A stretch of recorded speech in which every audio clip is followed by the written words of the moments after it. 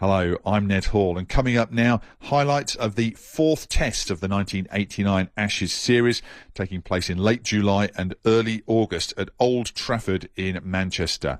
Player of the match for this one was Geoff Lawson, with some superb bowling through the course of the test match that ended up in another big win for Australia and meant that they claimed the Ashes. A 6-test series, but it ended up being a big win for Australia as part of an excellent series for them. The fourth test of the 1989 Ashes series being played at Old Trafford. Looks reflectively at Lawson, sees him turn. Picks up his bat and awaits the arrival of the bowler. Here's Lawson now. And there's an appeal for... He's bowled him. Bowled him off his pads. And there was Gooch groping for that. England have lost their first wicket. Gooch bowled Lawson, 11, and England are 23 for 1. First ball, the next over brings an appeal, and he's out this time. Robinson out on the back foot. Lawson gets his second wicket as he went back down the line of the off stump. Possibly the ball kept a little bit low. Certainly Barry Mayer, the umpire, decided that it was going to hit the stumps.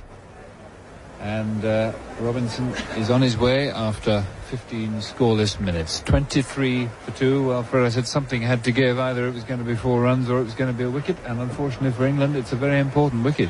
But Curtis seemed last year against the West Indies, and seems again now to me just to be slightly crooked with the bat when he comes down in it with the off the back foot. But he's fighting doggedly. 22 not out, facing Lawson now. Bowls to him, well pitched up. Bowls him off stump, but I should think that went the other way and left him a little bit.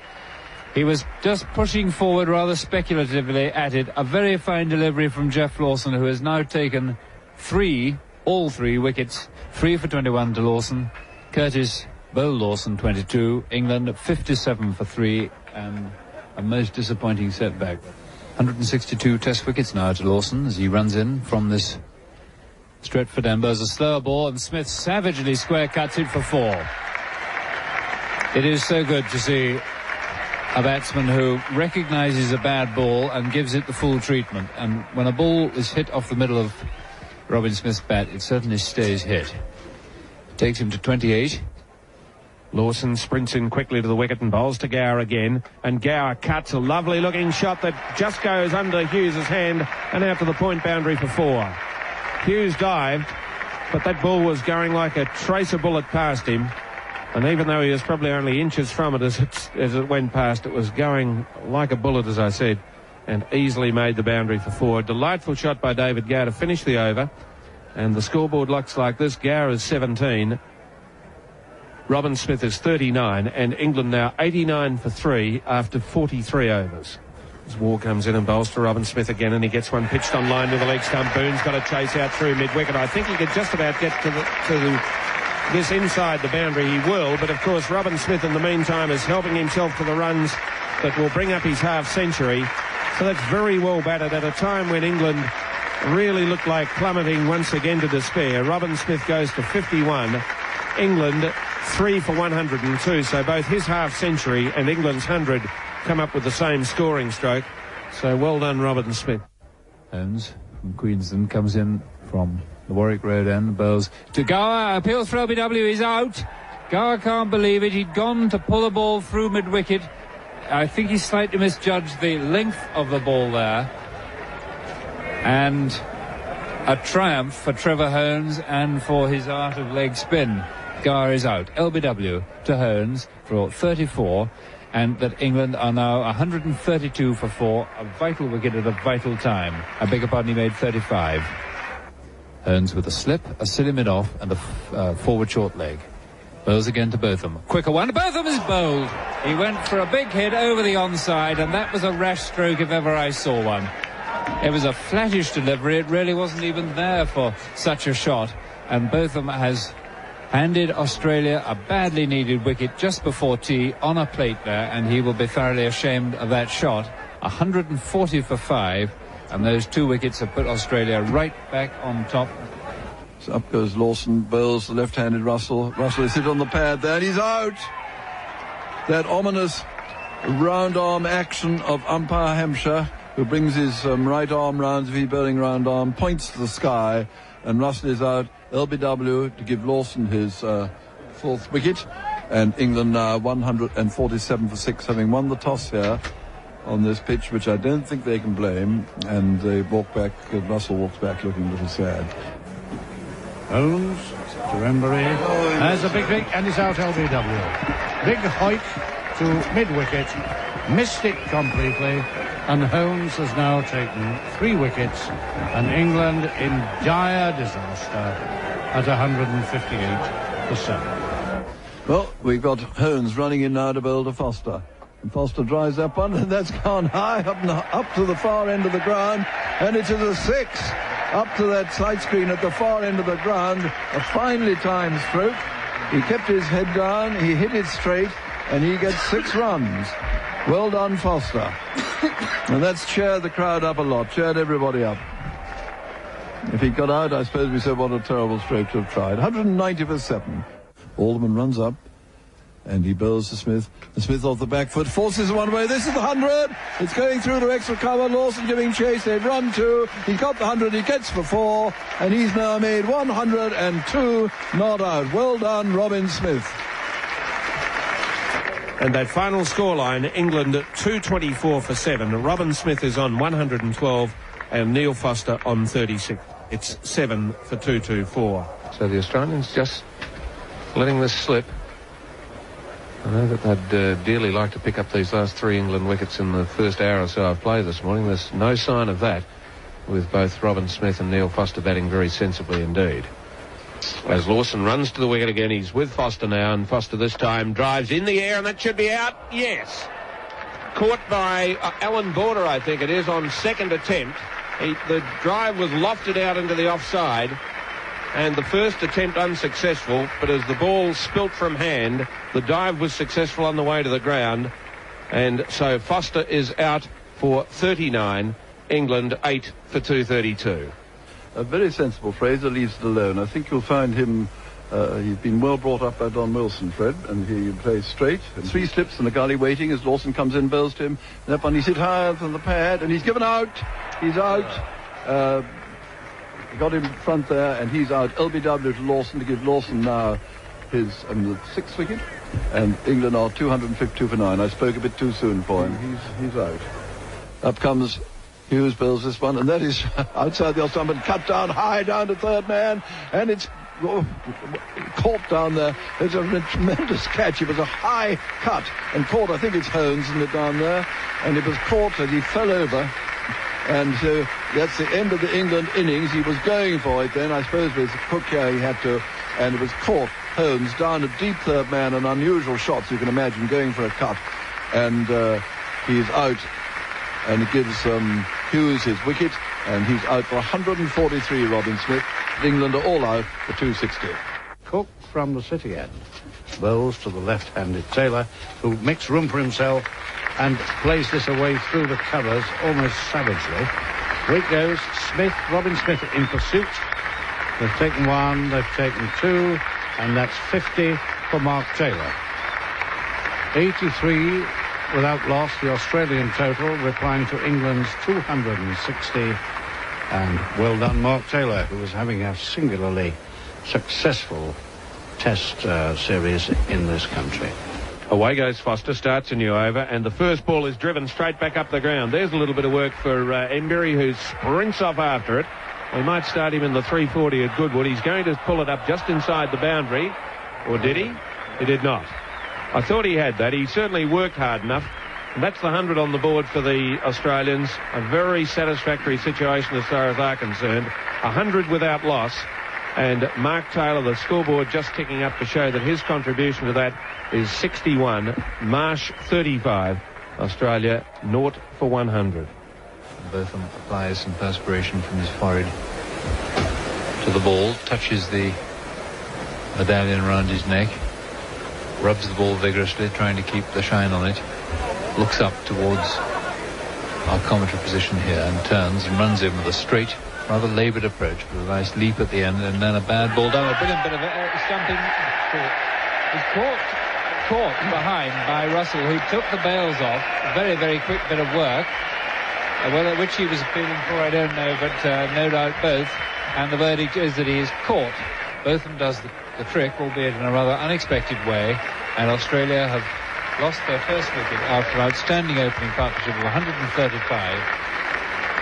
Marsh caught behind for 47. Emery bowls. Taylor is over, and he's stumped.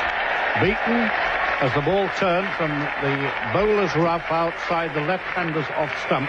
The eternal problem of the left-handed batsman, and Taylor, fearfully disappointed at not making another century, departs for 85. Australia 143 for 2. 2 slips, third man, gully a little bit deep, cover, this short, silly mid-off really, and there's no one behind. So there's a nice drive. If there's an over-pitched ball on the offside, then Boone will be able to score. But this one is short, and he can't win the game. Bowled him. No stroke, he lifted his bat up, and it bowled him. So Fraser has now got a wicket, and Australia have lost one. So 154 for 3, and Boone is bowled Fraser for 12. Now that was not unlike perhaps the ball that he got up at Birmingham when he got War, very close to the off stump and nipped in. This Boone certainly wasn't going to play at it. Hook bowls down the leg side, and this is hoisted high, wide and handsome over long on for 6 runs. And Jones doesn't hang about, he doesn't waste any time. He knows that Cook has not a great deal of chance of imparting a lot of spin to the ball. He met that full on the half volley and picked it up exactly the right moment. Over the top of long on it went. Jones has reached 46, the total 213 for 3. So the last delivery of the day's play. Australia in a very sound position here, as Cook comes in and bowls to Jones, and Jones plays in defence away on the onside and starts to walk off towards the pavilion. The day's play has finished. At stumps, Jones is 49, Border is 19, Australia 3 for 219. Well, it's going to be Nick Cook bowling over the wicket, left arm slow, and he's bowling to Jones, is on 49. He comes in now from Warwick Road end and bowls, and he gets one there as he goes up to mid-off, and they're scrambling stop there by Gooch, but that is the 50 for Dean Jones. Well played, Jones, and the score goes up to 224 for 3. Always a delight to watch. I would think that some bowlers would like bowling to him because you can enjoy good strokes even off your own bowling, but you always, I think, have a tiny bit of a chance. He's always taking risks.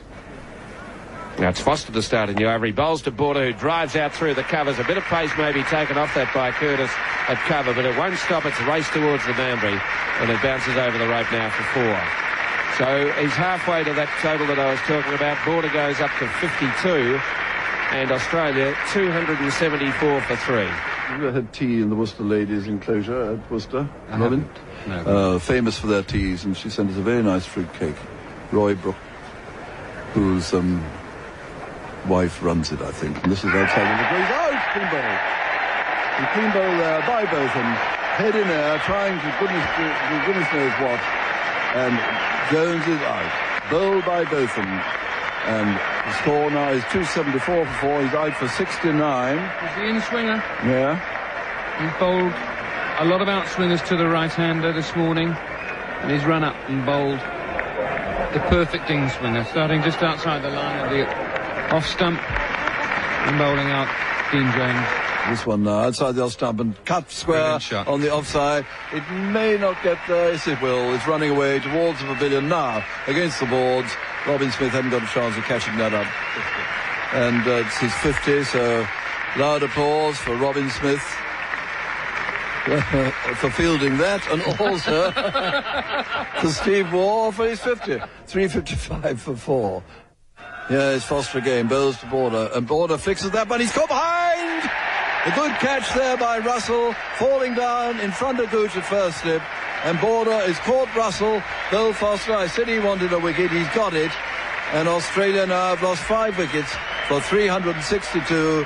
And Border, after a long innings, but what a valuable one for Australia, walks back out for 80. Caught Russell, Bill Foster.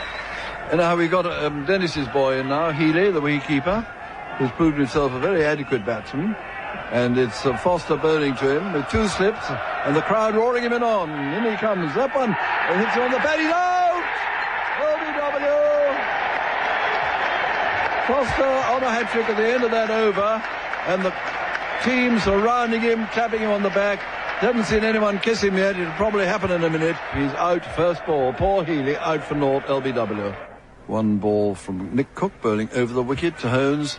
And that one is caught by Gar. Caught at silly point. He pushed forward to it. Gar, I think, clasped it to his navel as he fell over backwards. But that's a wicket. I've been getting a few wickets today. And Holmes has caught Gar, bowled Cook, and he's out for 17. And Australia are 413 for 7. Anyhow, here's Cook again. Bowling Hughes, a faster one, and he bowled him. He tried to do it again, and he bowled him a quicker one, bowled him a leg stump there. Good bit of bowling by Cook, because he thought he'd probably tried. Why he wanted to play like that, he played perfectly respectfully. Anyhow, he is out. Hughes bowled by Cook to give Cook his second wicket, and the score now is 423 for 8. Hughes bowled Cook for 3. Up comes this one now from Fraser. He's hooked that down, and it's gone over from the wicket. And a marvellous catch there by Curtis at mid-wicket. It looked as if he'd gone over his head. He flung himself up in the air. Now that could be a champagne moment, because that was a tremendous catch. And Fraser has got him out again. Paul Ward going out for 92. Caught Curtis, bowled Fraser for 92, and Australia are 423 for 9. And the man, he fell over backwards and then did a backwards somersault. For me, so far, that's the champers moment of the game. The umpires say, that is it, gentlemen. The stumps come out of the grounds, and that is the end of the third over of this day, of this test match. 4:41 for 9, a very entertaining last session. In other words, Australia lead by 181 runs. As Fraser comes in and bowls to Lewis, he's bowled. The last Australian wicket has fallen. Lawson bowled Fraser 17. Australia all out 447. So that lead is 187 runs. A very tidy situation for the Australians. I suppose they would have liked to have batted on for a little while longer this morning. They started the day at 441 for 9. All out 447. Lawson, the last man out. Clean bowled by Angus Fraser for 17. Alderman not out 6. Australia all out 447 as the players go back to the dressing room for the change of innings. Alderman bowls to Curtis again, and Curtis has caught. Curtis played lazily across the line of that. It's dollied from bat to short leg. Boone takes the catch. England 10 for 1. Curtis, I wonder what is going through his mind as he walks off. It was a very lazy shot, and it's cost him his wicket and put England on the slide. 10 for 1. Away goes the tall Geoff Lawson again, bowling in a sleeveless Australian sweater. Past umpire Mayer, he bowls. Oh, good delivery, appeals for LBW, he's out. He was on the back foot, he came back a fraction, and in the opinion of umpire Barry Mayer, that would have knocked out, I should think, middle and off. Good delivery, and Robinson, I was saying that he likes to go on the back foot, rather as in the first innings. He was sort of half leaning forward, then went back. Ball hit him, in fact, on the front pad, but it was right back on the popping crease. And he's out, LBW, for 12. There's Alderman on his way again, bowls to Smith, and down the leg side. Smith leg glances, they appeal, and he is given out. Well, one can only assume that he got a thin edge on that, and if ever there was a soft dismissal, that was it. It was a concerted appeal by the Australians. It was a ball of full length outside the leg stump. Smith went to leg glance. It either hit bat and pad or just pad. Smith is out. England are in desperate trouble at 27 for 3. Gar, this end and the other end, it is Gooch waiting as Lawson bowls to him. And this one he edges, and he's caught in the slips. He's caught by Alderman at first slip, just dabbing at that one outside the off stump. And England's really tragedy is complete. They've now lost 4 wickets, 28 runs, and this is absolute disaster. And what a change. When we saw the Australian batsmen batting, it all looked very easy. It's looked terribly difficult for England. 28 for 4. They were 187 runs behind, so they are still 150 odd or 160 odd runs behind. As Alderman comes in and bowls to Botham again, and Botham taken on the pad. There's an appeal for LBW, and he's given out. That is the critical breakthrough for the Australians. Botham, LBW, Alderman for 4. England 38 for 5. So dangerous is Alderman, of course, that I was just thinking to myself that Botham was playing a non-Botham type game. He was just trying to stay and stay, and Alderman took him on the pad again, and John Hampshire really didn't have any hesitation at all. Up came the hand, and that is a critical breakthrough for the Australians. Yeah. And what a sad morning this has been for England cricket. Lawson bowls, and that's played wide of Border's left hand at silly mid-off. And there's a long gallop for Merv Hughes from cover, cheered on by the crowd. That's the 50 up. 3 to Russell.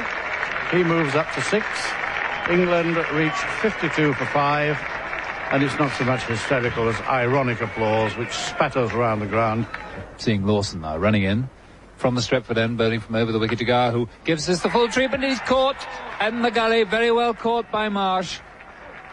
He hit it off the back foot hard, but in the air, and all those close fielders, and it was Marsh who gobbled it up, one of the 2 gully fielders.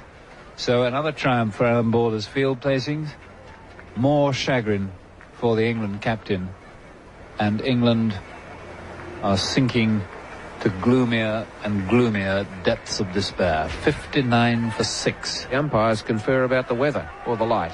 Light, I think it is. They're being offered the light, and they immediately take it. And Alan Border is going to have a chat to the umpire, and he's saying, look at the light meters. And Alan Border is none too happy by the look of him as he makes his way off. For the moment, with no further play taking place here at Headingley, another sombre day for England, but let's not labour the point. England 123 for 6 in their second innings. If play is possible tomorrow, and for the sake of the game, one hopes it is, then Australia must, unless a miracle happens, if play is possible for England to save the game. Wall bowls, and this is cracked away handsomely by Russell. Backward of square on the offside. They've taken 1, they've taken 2. Russell says no more, that will do. That's the 100 partnership. It's now 68 to Russell and 160 for 6 to England total. Border comes up and bowls to Embry. Embry goes for the sweep this time, and he hit. Everybody always laughs, but it hit poor Barry Mayer at square leg. They go through for a single, and it is the 50 for Embry. So Embry goes to 50, 180 for 6. Ironical that in the day it's the 90s going to South Africa that he's playing here so well for England. As Holmes comes in and bowls to Embury, and Embury lofts this in the air, straight up the ground for 4, and that's a first innings lead to England. Rather, they'll force the Australians to bat again, I should be saying, and they go to 189 for 6, and so they're 2 runs on. 2 lofted drives by Embury in this over, bringing about that situation. 189 for 6, Australia will need to bat again. Alderman bowls to Embry. Bill bowled, and that was the kiss of death. No record, an equaling of the record, but the end of John Embry, bowled by Alderman, as that ball just came back in between bat and pad. He got an inside edge and helped it onto his stumps.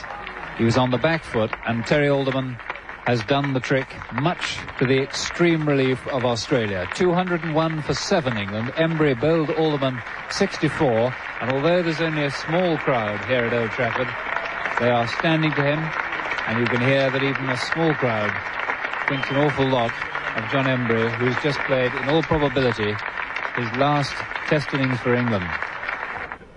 Up comes Alderman again to bowl to Foster. Foster is bowled.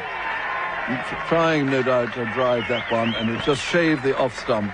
And Foster walks back, and he's bowled by Alderman. Alderman now has 5 wickets in this, so it takes him to 27 in the series. England now 223 for 8.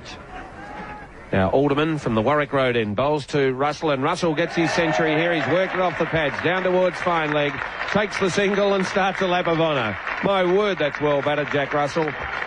He came in when England were in dire straits, and he's taken 100 himself, and Alan Border walks over and shakes him warmly by the hand. So a very nice note there from Alan Border, and very well batted Jack Russell. 100 not out, England 229 for 8.